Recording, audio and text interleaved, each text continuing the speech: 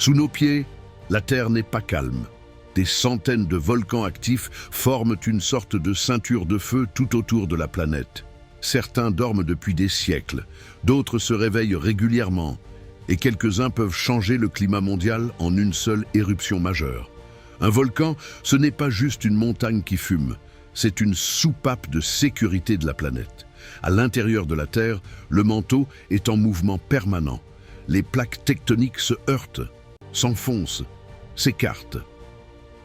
À certains endroits, la pression devient telle que le magma remonte, se charge de gaz et finit par trouver une sortie, l'éruption. La plupart du temps, ces éruptions sont locales, coulées de lave, panache de cendres, routes coupées, aéroports fermés, mais parfois, l'ampleur est telle que tout le globe est touché. Cendres dans la haute atmosphère, baisse de la température pendant 1 ou 2 ans, perturbation des récoltes, du transport aérien, de l'économie. L'avenir du monde des volcans, c'est un paradoxe. D'un côté, nos outils de surveillance sont de plus en plus précis.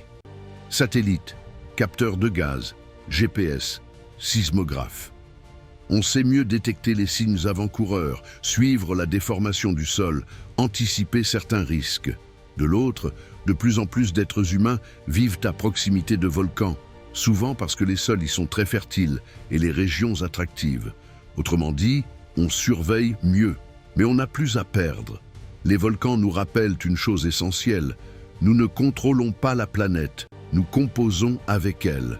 Comprendre comment ils fonctionnent, comment ils peuvent impacter le climat, l'aviation, l'agriculture, c'est une forme d'assurance pour l'avenir. Si tu veux des contenus clairs pour comprendre ce qui se joue vraiment sous nos pieds, comment la Terre fonctionne et comment ces phénomènes naturels peuvent influencer notre futur, abonne-toi à la chaîne, active la cloche et dis en commentaire, tu serais prêt, toi, à vivre au pied d'un volcan actif pour profiter de la beauté du lieu ou tu préfères garder tes distances?